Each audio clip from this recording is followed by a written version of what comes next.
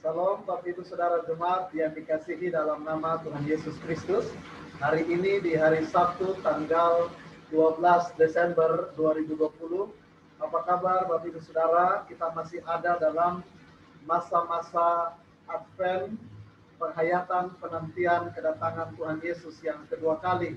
Bagaimana Bapak Ibu Saudara dan saya mempersiapkan diri kita untuk menyambut kedatangan Tuhan kita Yesus Kristus yang kedua kali sebagai hakim dan sebagai raja.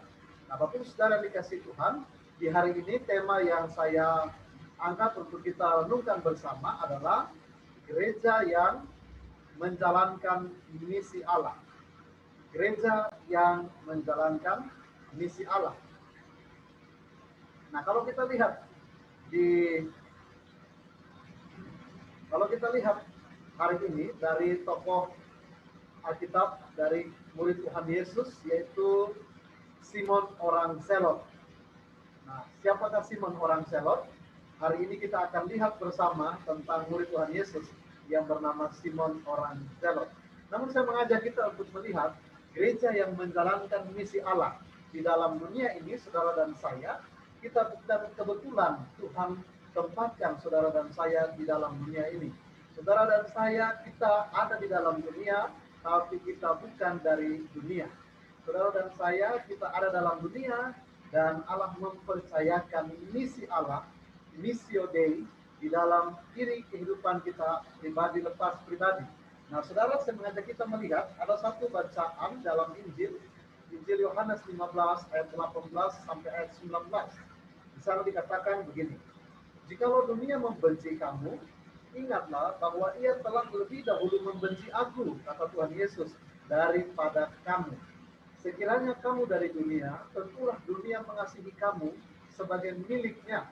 Tetapi karena kamu bukan dari dunia, melainkan aku telah memilih kamu dari dunia, sebab itulah dunia membenci kamu." Saudara dikasihi Tuhan, kita ada dalam dunia, gereja ada dalam dunia, tapi gereja bukan dari dunia. Maka gereja diharapkan jangan sama seperti dunia.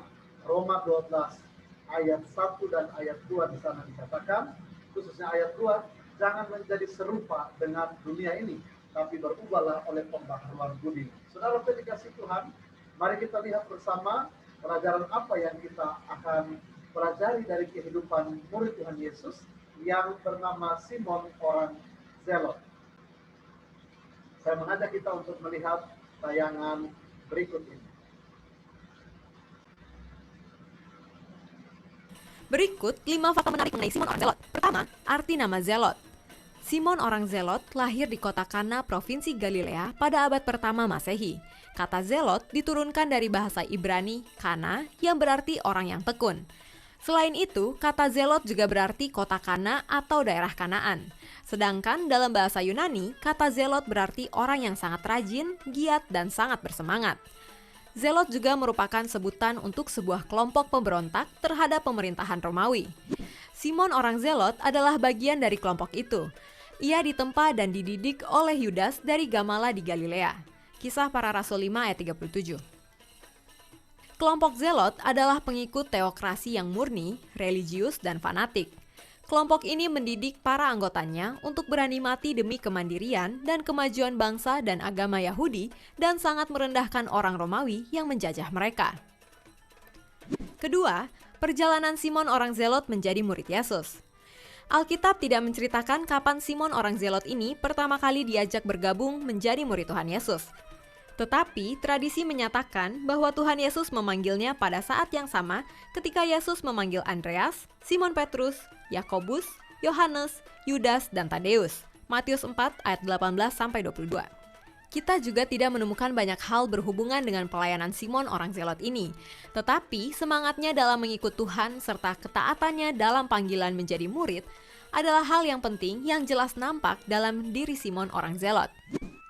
Ketiga, mengubur ambisi karena mengikut Yesus.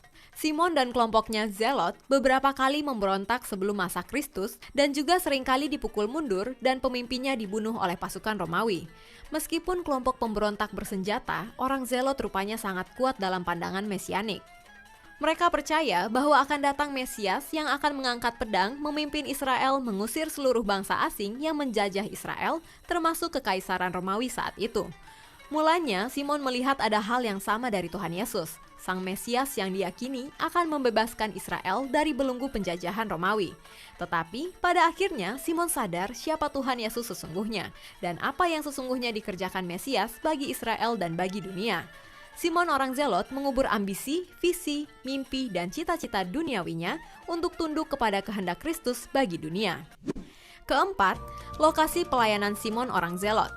Menurut sumber tradisi gereja Koptik Mesir, bahwa Simon orang Zelot pernah mengabarkan Injil di Mesir, Afrika, Britania, dan Persia.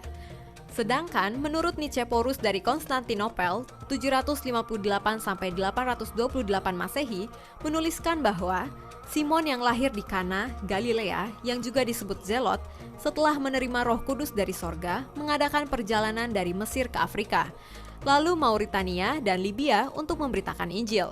Dan ajaran yang sama dia ajarkan juga di seputar Samudra Atlantik dan kepulauan yang dikenal sebagai Britania. Kelima, kematian Simon orang Zelot. Alkitab tidak membahas seperti apa kematian Simon orang Zelot. Namun kuat dugaan bahwa Simon orang Zelot dan Tadeus, murid Yesus lainnya, keduanya mengalami penyiksaan yang luar biasa. Mereka dirajam batu, digergaji, lalu dibunuh dengan pedang di Persia. Diperkirakan Simon menjadi martir antara tahun 65 sampai 107 Masehi. Nah, itulah beberapa fakta Alkitab mengenai Simon orang.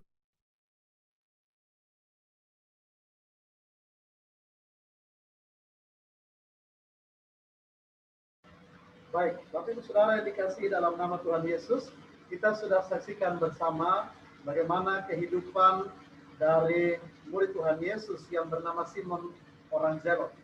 Dia seorang yang berasal dari Zelot, orang-orang yang ada dalam perkumpulan ini, mereka orang-orang yang penuh dengan ambisi, atau orang-orang yang ambisius membela habis-habisan bangsanya, bahasanya, dan memperjuangkan sungguh-sungguh, bahkan sampai mengorbankan nyawanya. Nah, namun ketika mereka punya pemahaman tentang Mesias adalah seorang yang mampu mengangkat pedang, lalu kemudian mengusir penjajah Romawi pada saat itu. Namun ketika dia disentuh oleh Yesus, dia dipanggil oleh Yesus untuk menjadi murid Tuhan Yesus, dia mulai diubahkan oleh Tuhan Yesus.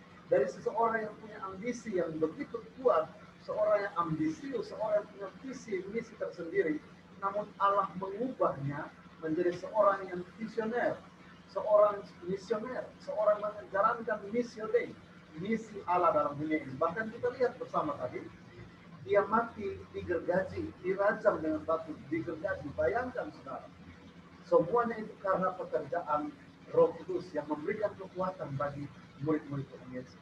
Nah, saudara yang dikasihi Tuhan, bagaimana dengan saudara dan saya hari ini dan di sini? Saya mengajak kita untuk melihat ada bagian firman Tuhan dalam Yohanes pasal 9 ayatnya yang ke Yohanes pasal 9 ayatnya yang keempat. Kita harus mengerjakan pekerjaan Dia yang mengutus aku selama masih siang. Akan datang malam di mana tidak ada seorang pun yang dapat bekerja. Nah, saudara yang dikasihi Tuhan, Tuhan Yesus katakan, kita harus mengerjakan pekerjaan Dia yang mengutus aku. Berarti Tuhan Yesus saja, Dia datang ke dalam dunia mengerjakan misi Dei, misi Allah, bukan misi pribadinya, bukan pekerjaan pribadinya, tapi Dia mengerjakan pekerjaan Dia yang mengutus selama masih siang. Karena akan datang malam di mana tidak ada seorang pun yang dapat bekerja. Saudara yang dikasihi Tuhan, hari-hari ini di tahun 2020 ini masih bisa dikatakan hari ini masih siang. Berarti kita masih terus bekerja, masih terus menjalankan misi Allah. Kapan waktu malam itu datang? Ketika saudara dan saya sudah selesai dalam kehidupan kita. Ketika bunyi nafiri yang terakhir, sangkakala yang terakhir ditiup, dan Yesus datang di atas awan. Dan kita diangkat semua untuk dihakimi. Disitulah datang malam, hari Tuhan yang datang menghampiri saudara dan saya. Untuk itu Bapak Ibu Saudara, Filipi 2 ayat 12 sampai 14, saya baca untuk kita semua. Hai saudara-saudara yang kekasih, kamu senantiasa taat Karena itu tetaplah kerjakan keselamatanmu dengan takut dan gentar. Bukan saja seperti waktu aku masih hadir, tetapi terlebih pula sekarang waktu aku tidak hadir. Karena Allah lah yang mengerjakan di dalam kamu, baik kemauan maupun pekerjaan, menurut kerelaannya. Lakukanlah segala sesuatu dengan tidak bersungut-sungut dan berbantah-bantahan. Saudara yang dikasihi Tuhan, mari kita menjalankan misi Allah dalam dunia ini, kerjakan dengan takut dan gentar.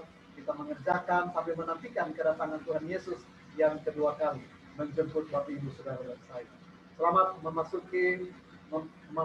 memasuki Minggu Advent yang ketiga, hari Minggu besok, dan Tuhan Yesus terus menyertai, memelihara gerejanya untuk menjalankan misi Allah, Missio Dei, di tengah-tengah dunia ini. Tuhan Yesus memberkati Bapak Ibu Saudara jemaat. Amin.